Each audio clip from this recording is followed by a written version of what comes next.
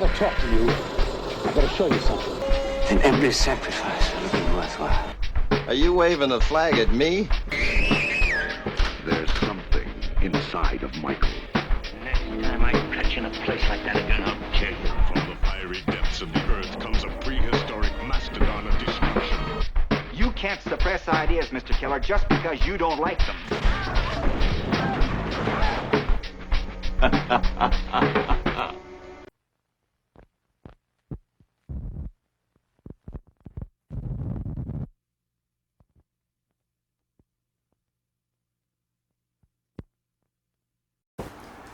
Hey guys, Everett Dudgeon 138 here. Just finally going to be doing another video of my Night Owl reviews. I didn't do one for about a couple weeks just because we had a really bad heat wave here, so we had the AC on just to make sure the dogs and everything are okay in the apartment, so it was pretty noisy, so sound was not optimal. But I did post a synthesizer track I had recorded, I think it was leaving last year. So I did a quick video of that. It was a J.J. Abrams cover. That J.J. Abrams. It was for the film Night Beast. It's a pretty cool track. I think it was just the Prophet 6 and the Tempest, so a lot of fun to do. So yeah, for this video is... Well, I kind of want to start off by kind of addressing my last video where I was talking about different labels catering to different types of collectors. So some people took that the wrong way, and I actually had people DMing me and kind of taking offense to the term casual fan and stuff like that. Regardless of how you collect, I mean, that's fine. There's nothing wrong with collecting any which way.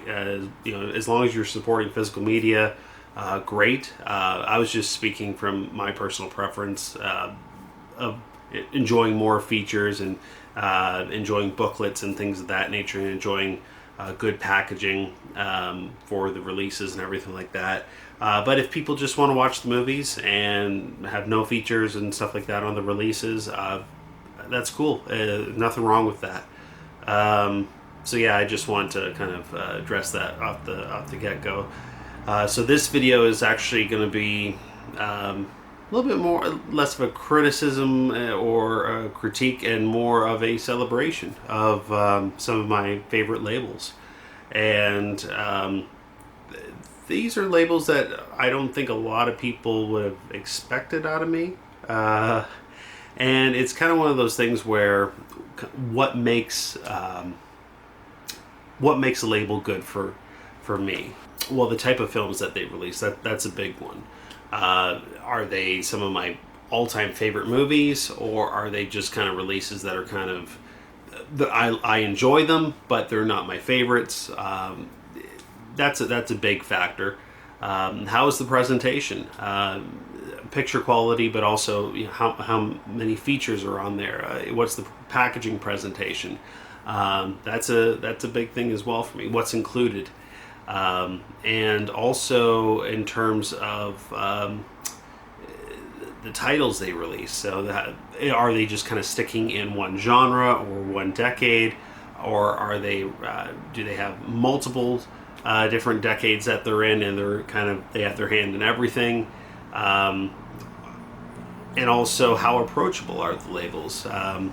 If you have some feedback for them, or if there's an issue with an order or something like that, how approachable are they? If you say something to them, are they going to respond to you right away?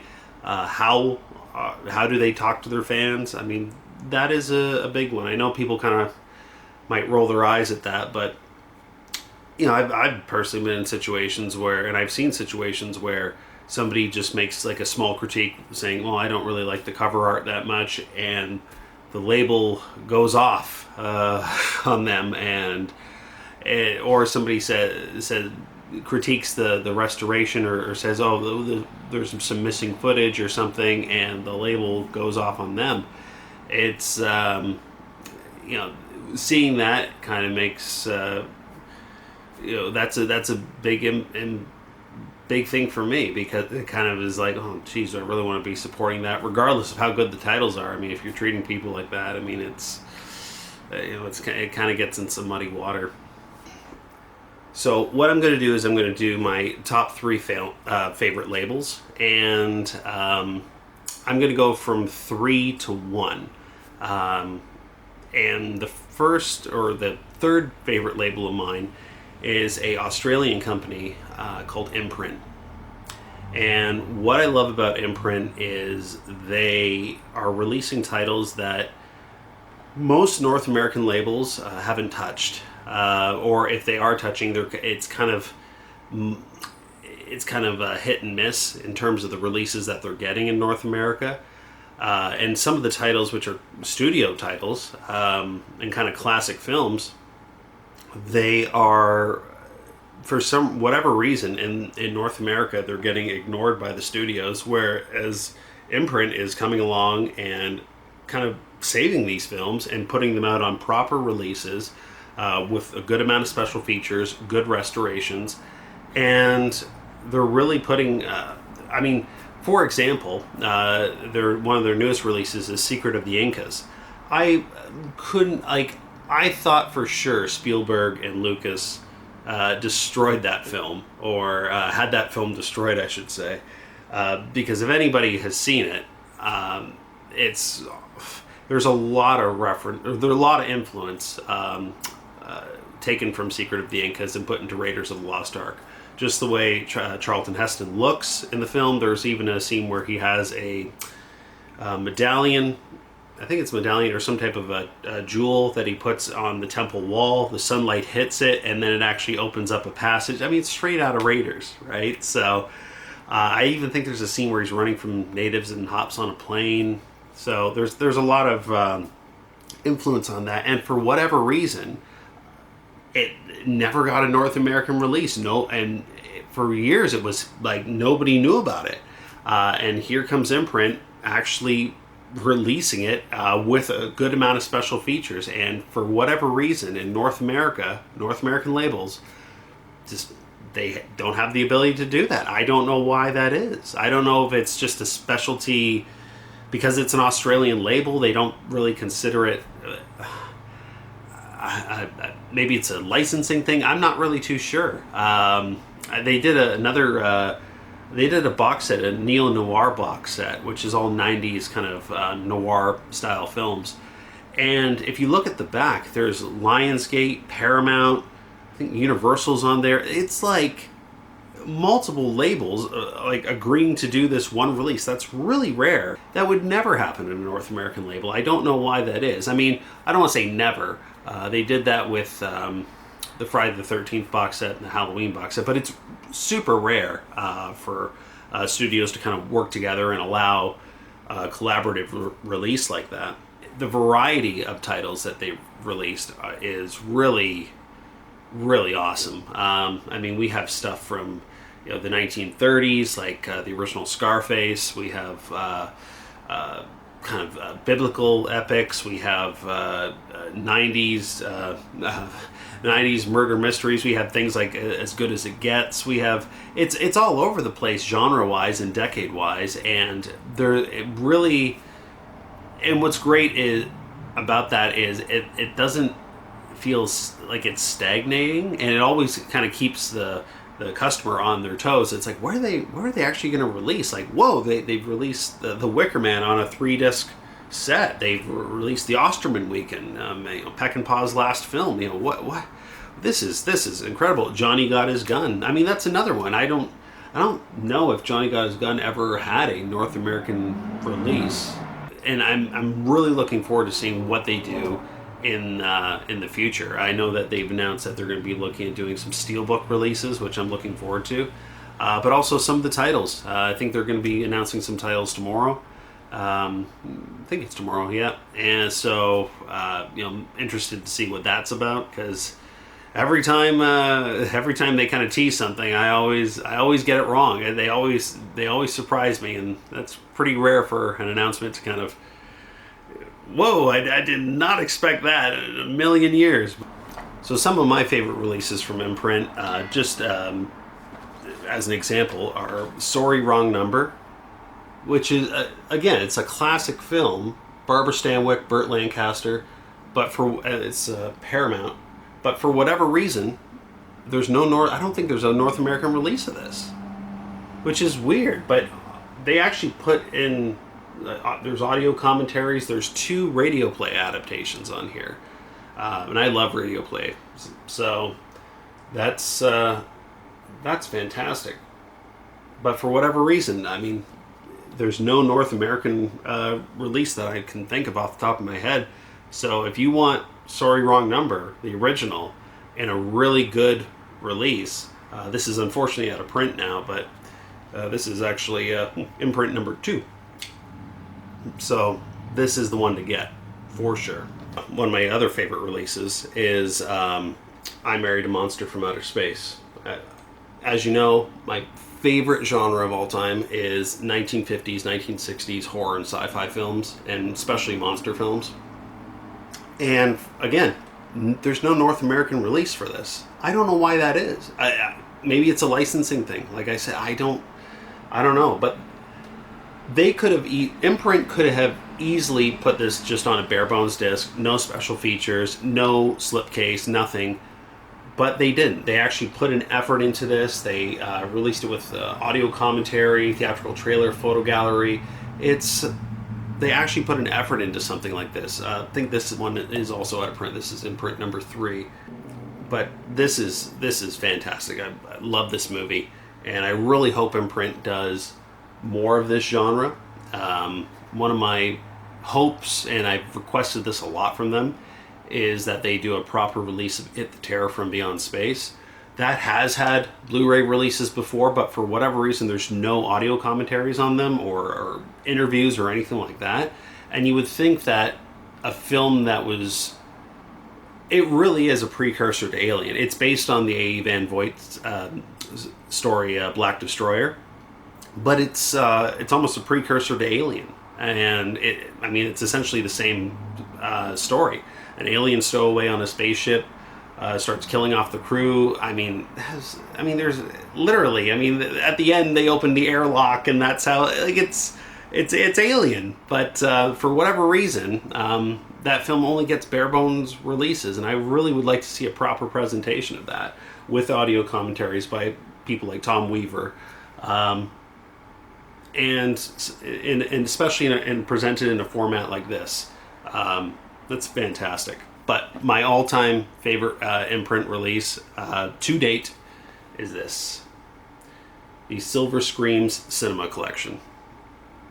And this one is all 1940s, 1950s horror and sci-fi films, mostly horror. And I love it. Like I said, it's my favorite genre. So to see, these films get a proper release and proper treatment, and that's really special. And a lot of these don't even have North American releases. I know Return of the Ape Man had, and I think She-Devil had, like, really bare bones olive film releases, but everything else, like Phantom Speaks, Vampires Ghost, the Unknown Terror, I don't think they've had a North American release. But so to have them on proper format like this, again, I really hope we see a Silver Scream Cinema Collection Part 2.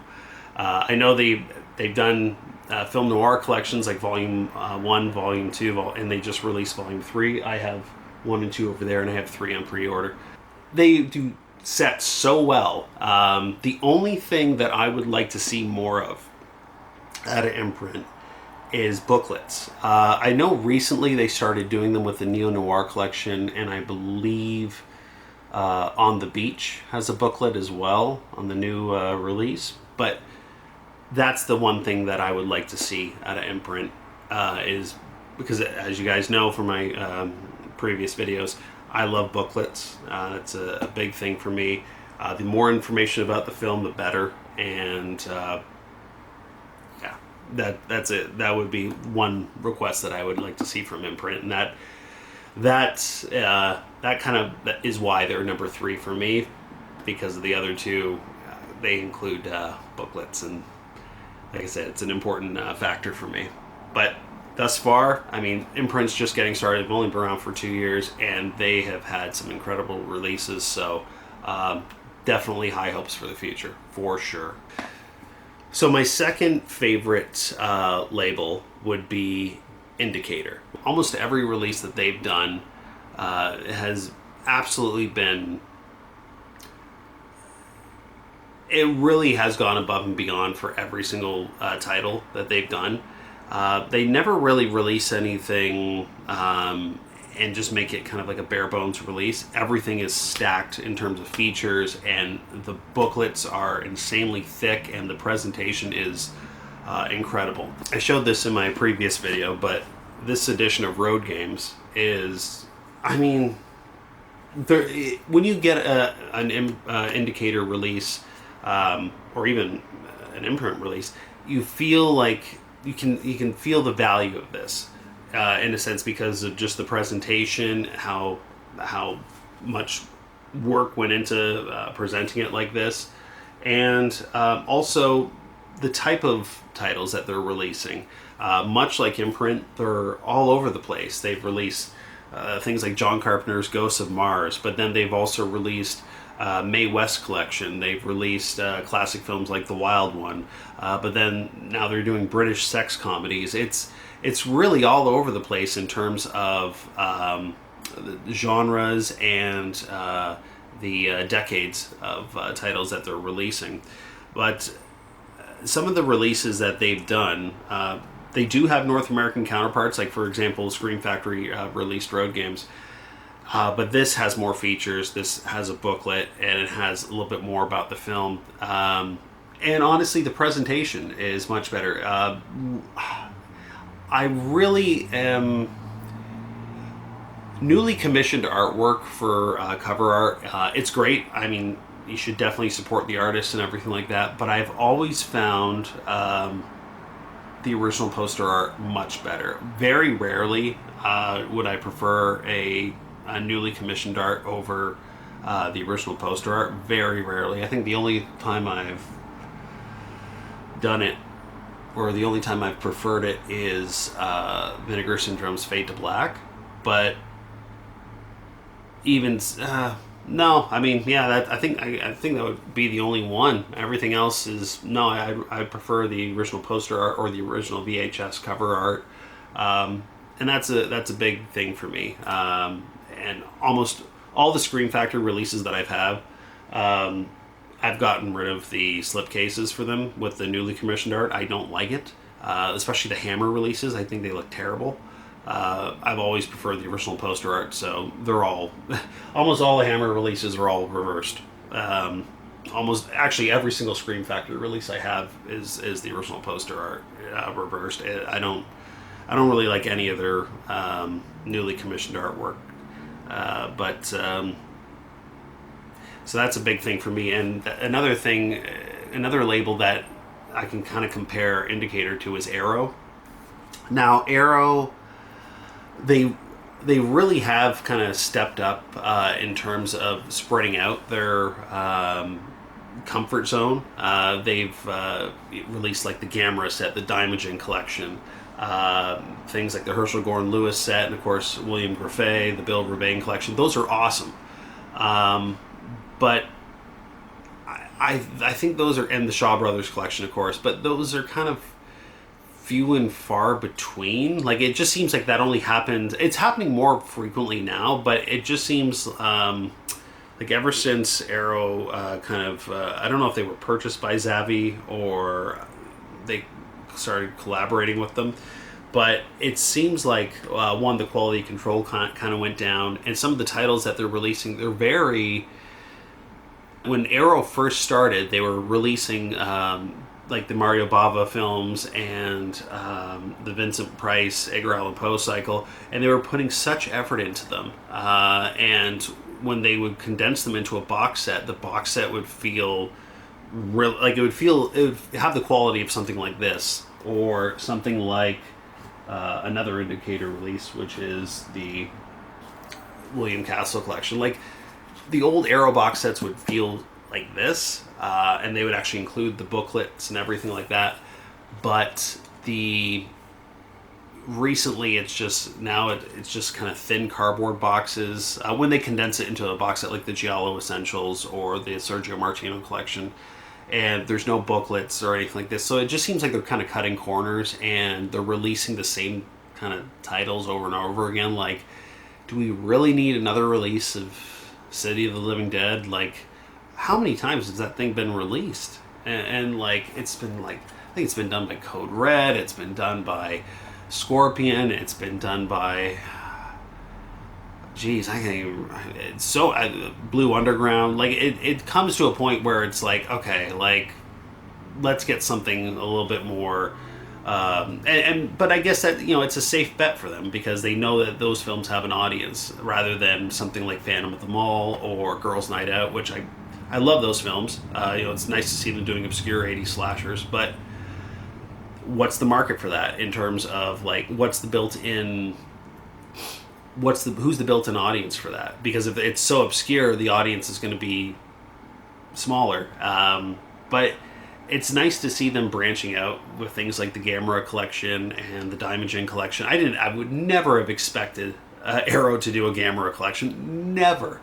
But and I think a lot of their fans kind of were like, "What? You're doing films about a giant turtle? Where's the next zombie film? Where's the next slasher film?" And sometimes I think Arrow kind of, much like Vinegar Syndrome, they have their built-in audience that expects a certain type of genre and expects a certain type of film.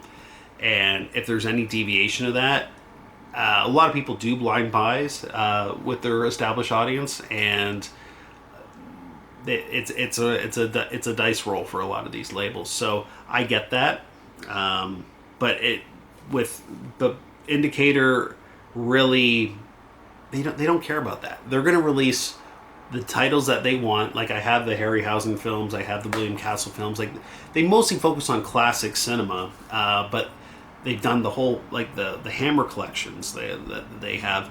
They're not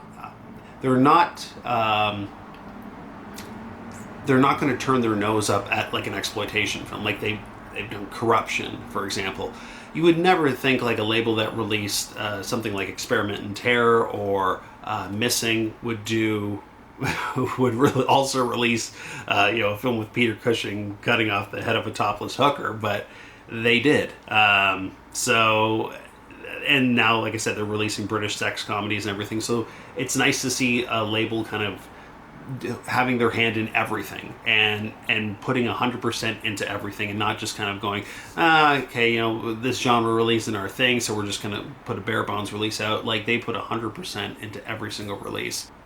Some of the things that I would love to see from them is, I would say, more Hammer films, of course. I mean, that would be ideal. And probably, more 1950s, 1960s monster films.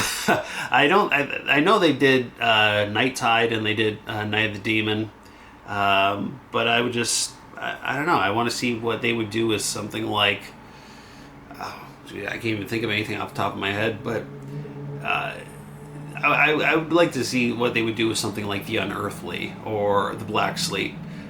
What kind of release would something like that have? Especially The Black Sleep with, Basil Rathbone and John Carradine and Lon Chaney Jr. and Tor Johnson and Akeem Tamaroff and Bela Lugosi. And I think that was his last film before the footage from Plan 9 was filmed.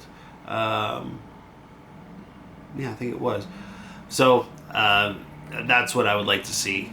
Will that happen? I don't know, but every single Indicator release that they put out has always impressed me. And the one thing that has recently impressed me, I don't know if they're going to do this all the time, but they now have a section in their store called accessories. So if you miss out on a booklet, if you have a damage to one of your slip cases or anything like that, these things will be overstocked in their warehouse that they're trying to clear out. So they give you the opportunity to be like, hey, if you missed out on the booklet, here are some that are available. I actually just bought a couple of them that I was missing, like John Carpenter's Vampires, and what was the other one? Breakout, the Charles Bronson film. And so I bought a couple of those, and some of the slip cases and everything like that I needed. I got some of those as well. So it's nice to see a label do that, and it's also really nice that they communicate with the customers in regards to notifying them when things are going to go out of print or things are selling out fast, or when they have low stock on a certain item. They will give a newsletter and give a heads up to their customers to make sure that everybody's well aware of when something's about to sell out before it skyrockets in price on eBay. So that's really appreciated by someone like myself. So before I get to my first label, my number one, I want to talk about some other labels that and kind of give my thoughts on some of them. There are labels, there have been some fantastic labels out of the UK, like Eureka and 88 Films and 101 Films and Second Sight. And they put out some fantastic releases. The one thing that I find is the titles that they release already have North American releases. Now, granted, the releases in the UK are more feature-filled, they have better packaging and everything like that, but they're not really bringing anything new to the table. In a sense, they're more labels that if you really love a title and you want to know more about it and have like a bigger, better release, they're more kind of double dip labels in that sense. Or if they have more features or things of that nature, that's what those labels are for me. For example, like the Bela Lugosi, Edgar Allan Poe films like The Black Cat, The Raven, and Murders in the Rue Morgue. Scream Factory already released all that on Blu Ray, but the Eureka set has a booklet, it has more commentaries and everything like that. So I have both because I'm a huge Lugosi fan. Same with the Karloff sets and everything like that. The Masters of Cinema Mothra set and the H-Man, and so that's very, like I said, it's rare that they're releasing a title that hasn't had a North American release. Same with 88. I usually choose the 88 Films versions over, like for the Video Nasties, for example, over the Severin releases, just because they usually include a booklet where the Severin releases don't. And also, I think with a UK label, they're a little bit more connected to the whole Video Nasty scare, obviously, than a North American label. That's just my opinion on that. So whenever there's a Video Nasties release, I always try and go for a UK release if it's passed by the BBFC and it's completely uncut. But and speaking of Severin, I mean, that's another, and in terms of switching over to North American titles or labels, excuse me. Companies like Severin, Vinegar Syndrome, those labels are awesome. They put out some really awesome releases, especially for the Jess Franco films, and the box sets that Severin has done for directors like Andy Milligan and Al Adamson, Ray Dennis Steckler.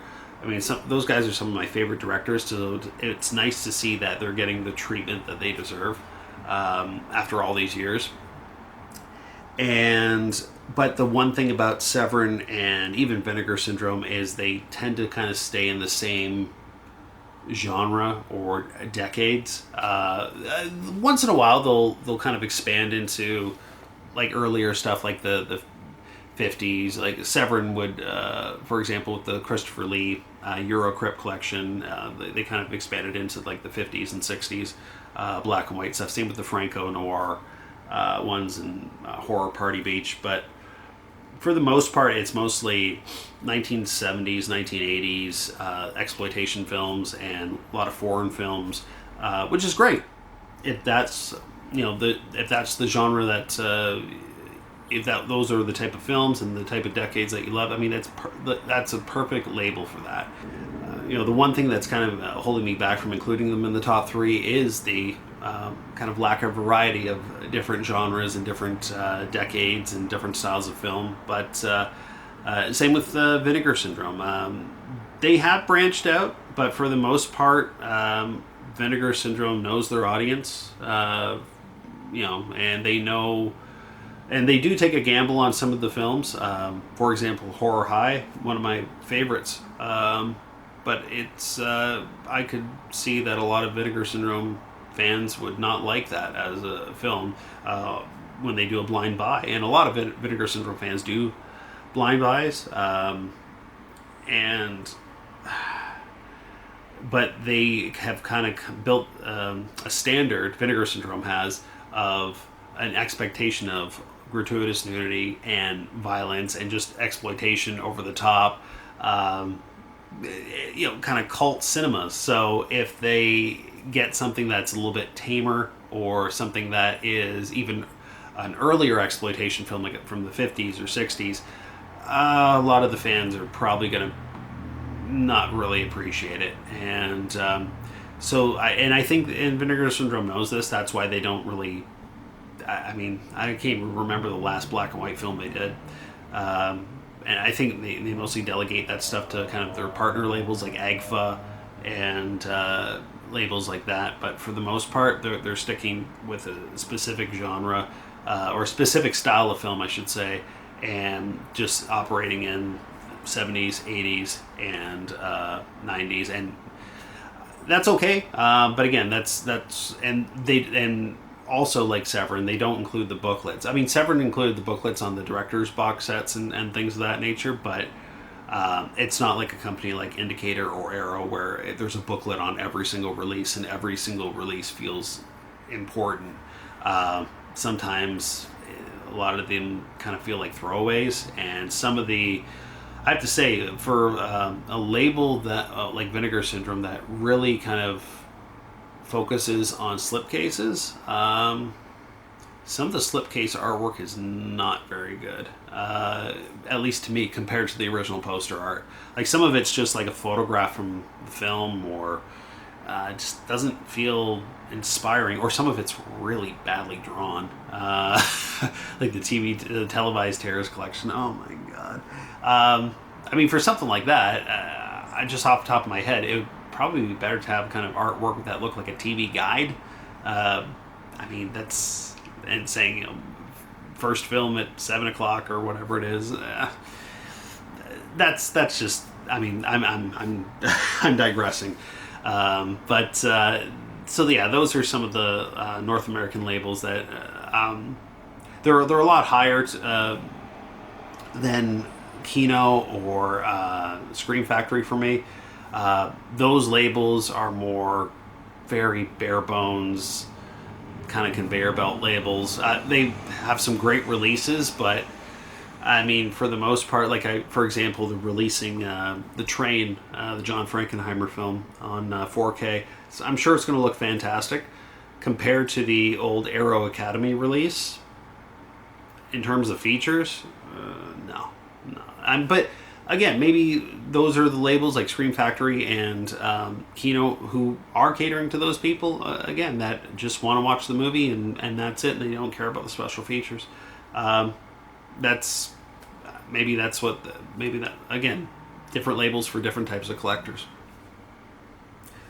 So before I get to my first label, I kind of want to give a little bit of context as to why it's my favorite label. And as I said at the beginning of the video, a big part of it for me is the type of titles that they release, that a label releases. That's a huge thing for me. As I mentioned, Indicator, Imprint, they both have put out titles that I really, really love. But they don't do it all the time. Sometimes it's kind of hit and miss. Sometimes it's a title that, that's interesting, and that's it. There's labels such as Severin.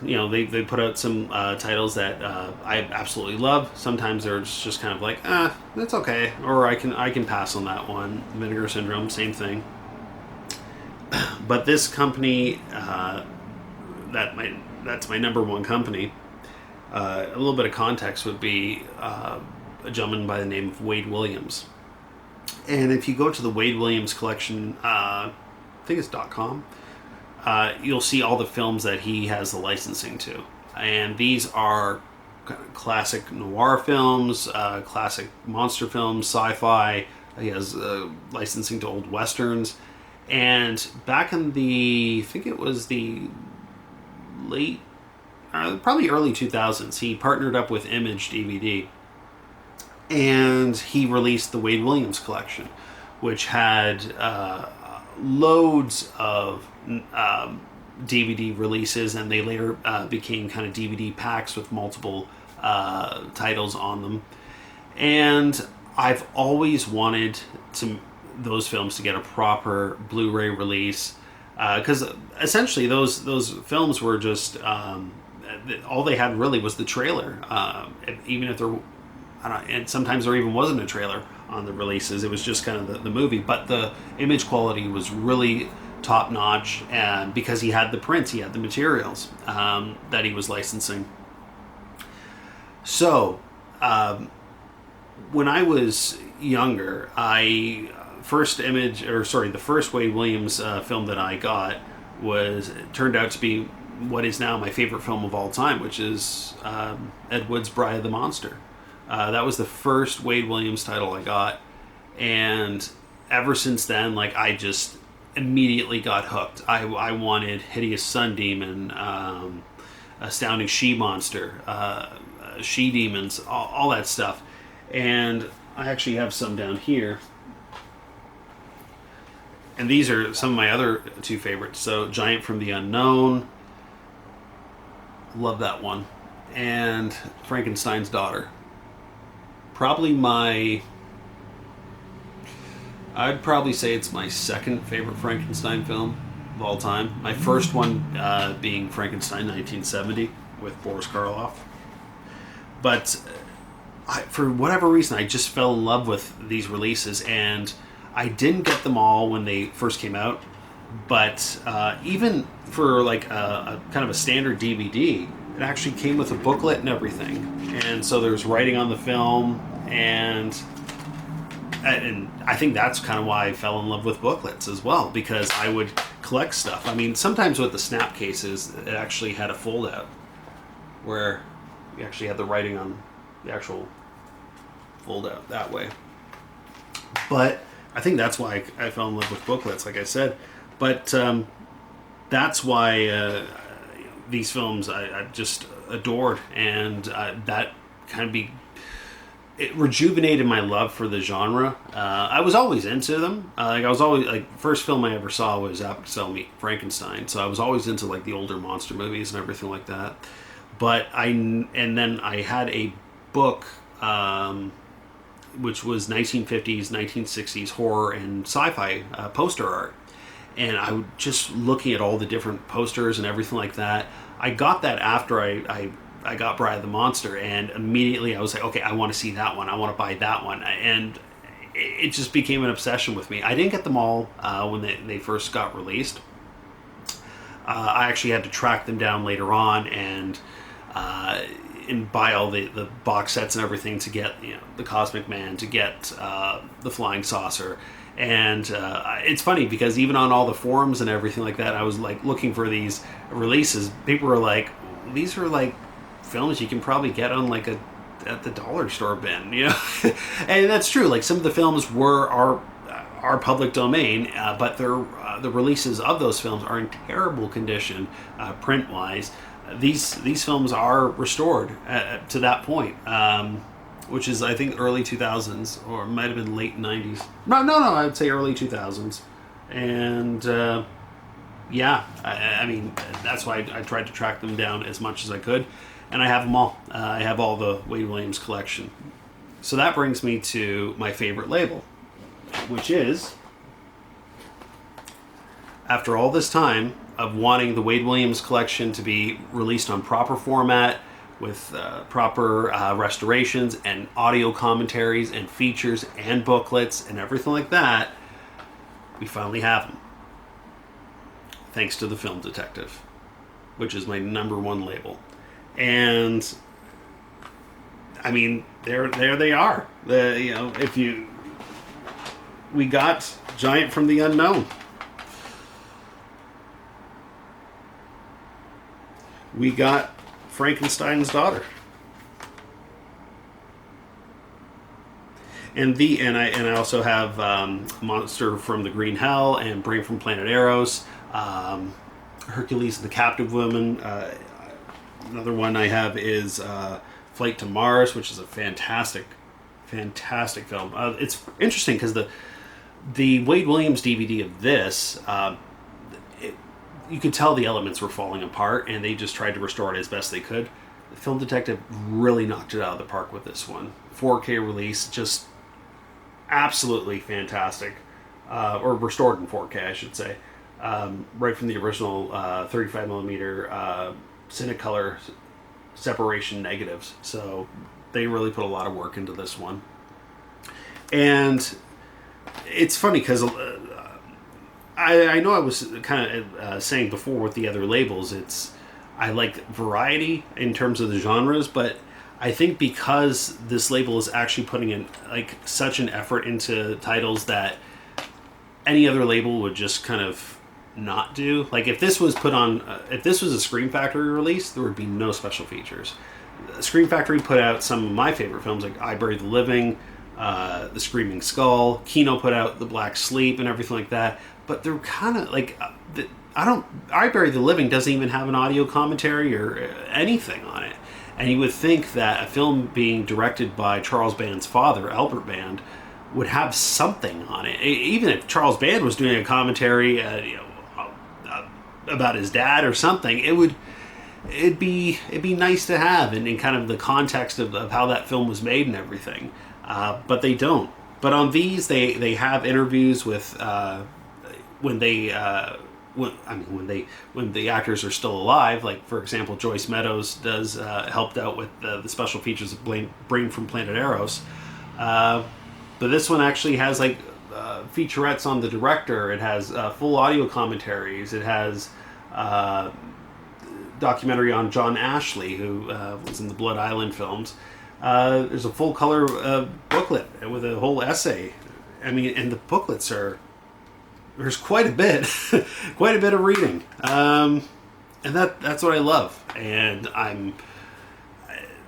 Film Detective has been around for a while. And they have their own app that you can watch older movies and everything like that. But to actually have proper releases of Frankenstein's Daughter and Brain from Planet Eros and Giant from the Unknown, I think that supersedes everything for me, because it's just such a special. It's such a special moment to see these films finally get proper treatment, and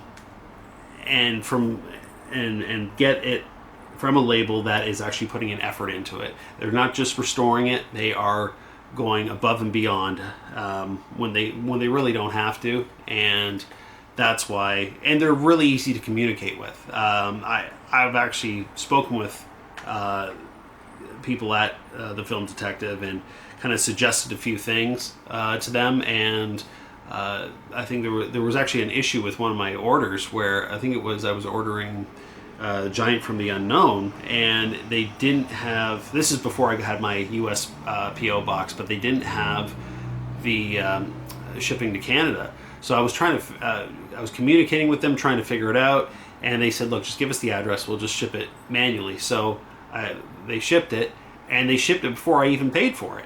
That was probably by mistake. And the package arrived. I'm like, "Oh, I didn't even pay for this." And I felt so bad that I contacted them and said, "Listen, and originally they said, don't worry about it." I said, no, let me, because it was such a hassle for me to get it. So they were like, "Oh, no, it's okay." I said, no, let me pay for this. I want to support you guys. And I really hope to see that Film Detective does more of the Wade Williams releases. I hope that they start collaborating with Monstrous Movie Music, because Monstrous Movie Music does not rescores, but they do new recordings of some of the music from these films with a new orchestra and everything like this. So those recordings are pristine, and I'd love to see like the soundtrack CD on something like this, or the soundtrack CD for Frankenstein's Daughter, which I know they have. They have that on the double with Missile from the Moon.